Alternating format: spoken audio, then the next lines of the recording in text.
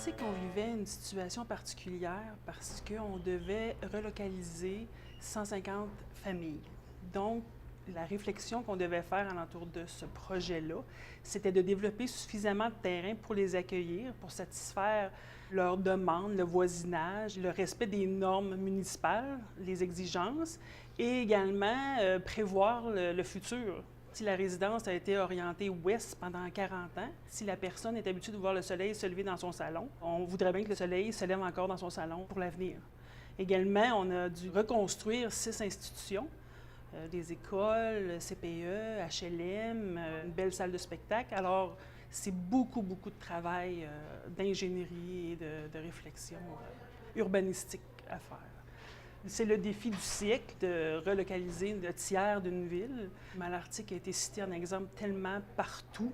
C'est unique, je pourrais dire au monde, mais à tout le moins en Amérique du Nord. Malartic, c'est un success story. On a fait des conférences à Reno, au Nevada, on est allé en Colombie pour parler de ce projet-là. Je suis vraiment très fière d'avoir été le leader de ce projet-là. C'est vraiment une fierté. On a eu le souci de garder des souvenirs impérissables de la mine canadienne Malartic du temps. On a fait une reproduction du chevalement, on a récupéré la tour d'eau, on a fait plusieurs efforts pour garder souvenir de l'époque. Il n'y aura pas de fermeture de Malartic, selon moi. De par sa situation géographique, qui est à la jonction de 3 grandes villes, Amos, Val-d'Or et Rouyn-Noranda.